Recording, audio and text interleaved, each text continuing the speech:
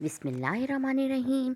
MT food and lifestyle के साथ मैं सबा आज आपके लिए लाई हूँ 5 मुख्तलिफ़ किस्म के पराठों के तरीके, यानी हम किस किस तरीके से पराठा बना सकते हैं जिससे वो सॉफ्ट और बहुत ज़्यादा क्रिस्पी बनेगा। तो हमने नॉर्मल घर का आटा यूज़ किया है, जो भी आप घर में जिससे रोटियां बनाते हैं, लेकिन पराठों के लिए थोड़ा सा सख्त हो, यानी जैसे आप घर में रोटी बनाते हैं तो नरम आटे से बनाए हुए पराठे जो होते हैं वो क्रिस्पी नहीं बनते। तो पराठों के लिए आप थोड़ा सा सख्त आटा लें। नॉर्मल हमने इसका पेड़ा बना के उसको बेल लिया है और हमने इसमें घी ब्रश किया है। अगर आप ऑयल में बनाते हैं तो आप ऑयल ब्रश कर लें। उसके ऊपर थोड़ा सा हमने ड्राई फ्लावर डस्ट किया है और इस तरह से रोल करके हमने इसे पेड़ा बना लिया है। इस तरह से इसके बहुत अच्छे से जो है वो परते एक एक बल जो है वो आपके सामने आएगा और बहुत ज़्यादा क्रिस्पी और अंदर से सॉफ्ट होंगे ये। इसी तरह हम दूसरा पेड़ा भी बना लेंगे।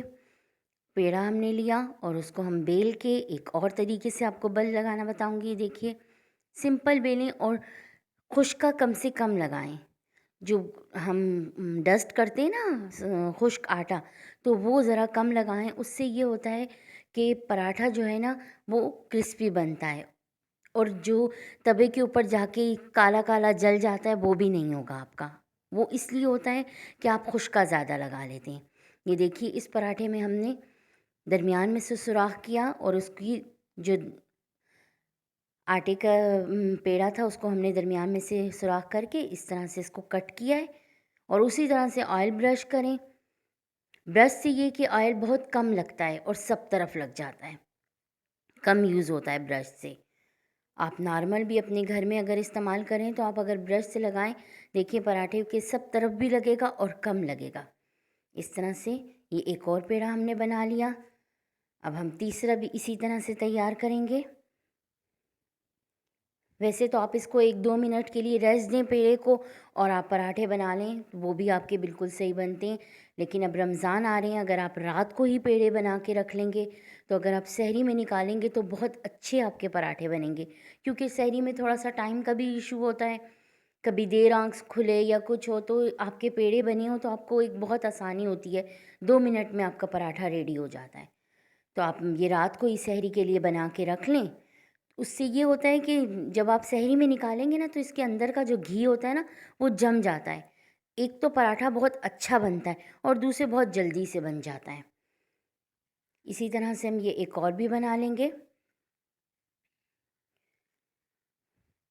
ये पराठे जो हैं ये बहुत ज़्यादा अंदर से सॉफ्ट होते हैं और ऊपर से क्रिस्पी होंगे। और सिर्फ 1 चम्मच हम घी इसमें यूज़ करेंगे, देखें तलने में। जैसे बाज़ार के पराठे पूरे घी में वो उन्होंने फ्राई किए हुए होते हैं, वो 5 मिनट बाद खाने के भी नहीं होते। वो गरम गरम ही आप खा लें तो खा लें, नहीं तो वो घर आते आते ना उसकी हालत ख़राब हो चुकी होती है। क्योंकि घी होता है, जम जाता है और कैसा घी होता है ये भी हमें नहीं पता। ये देखिए, इस तरह से आप बनाएं, आपकी ये ऐसे परतों वाले बलदार पराठे बनेंगे। इस तरह से हम ये अपना एक और भी पेड़ा बेल लेते हैं और इसका भी एक और नए तरीके से हम बल लगाएंगे। इसमें से किसी भी तरीके से आप बल लगाएं, आपके पराठे बहुत अच्छे बनेंगे। और कुछ पराठे बनाने की मैं आपको ऐसी टिप्स दूंगी कि जिससे आप जो आप याद रखेंगे ना तो आपके पराठे कभी भी ख़राब नहीं होंगे। जब हम पराठा तलेंगे फिर मैं आपको बताऊंगी कि आप क्या चीज़ें अपनी बातें जो हैं वो मद्देनज़र रखें ताकि आपके पराठे जो हैं ना वो ख़राब नहीं हों और आपके बासी भी नहीं लगें। इस तरह से अगर आप पराठे बनाएंगे तो आप अगर दूसरे टाइम भी उसको हल्का सा गर्म करके भी खाएंगे आपको लगेगा बिल्कुल फ्रेश है। ये देखिए, इसको हम नॉर्मल लंबा सा बेल लिया है और इसको ऐसे हाथों पे रोल करके हम इसको फोल्ड कर देंगे। ये बहुत पुराना तरीका है। ये देखिए, इस तरह से।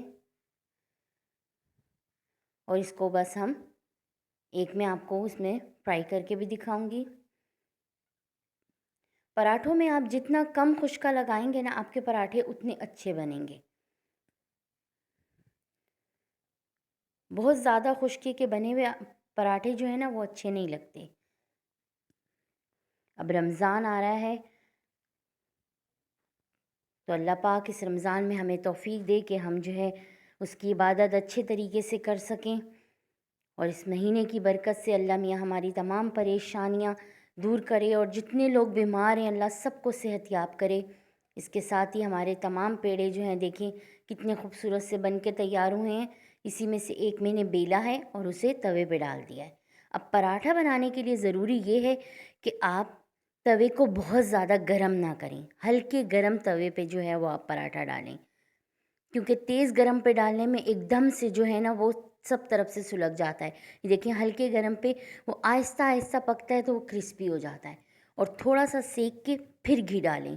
बाज़ लोग पहले घी डालते हैं पराठे के लिए तवे पे और उसके बाद पराठा डालते हैं। ऐसे डालने से जलने का भी ख़तरा है और पराठा क्रिस्पी भी नहीं बनता। क्रिस्पी बनाना कोई घी का काम नहीं है, वो आपकी कितना अच्छा आपने सेका है ये काम है। आप उसको हल्की आंच पे सेकें। ये देखिए मैंने सिर्फ 1 चम्मच घी डाला है और उससे ये सब तरफ से इतना अच्छे से क्रिस्पी बनेगा। ये देखिए इसको सब तरफ से घुमा दें। इसी 1 चम्मच घी को मैंने सब तरफ घुमा दिया। ये 1 चम्मच घी से ही पूरा पराठा आपका फ्राई हो जाएगा। बहुत ज़्यादा घी में हमें इसे नहीं फ्राई करना। बहुत ज़्यादा घी में फ्राई करने से कड़क हो जाता है। इस तरह ये ऊपर से क्रिस्पी होगा और अंदर से नरम रहेगा। देखिए हमने सब तरफ से इसको फ्राई कर लिया है।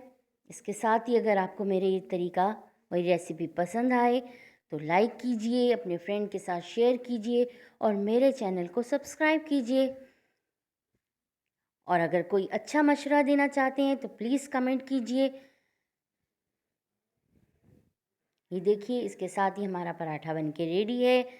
अपनी दुआओं में मुझे भी याद रखिएगा। देखिए मैं अब आपको इसकी परतें भी दिखाती हूँ, कितने अच्छे से बल इसके लगे हैं। अभी ज़रा गर्म है, ये देखिए, ये देखें। तो ये अंदर से भी सॉफ्ट है। आप बनाएं अपने घर में और अपने बच्चों के साथ हेल्दी खाएं, इंजॉय करें, उनको भी कराएं।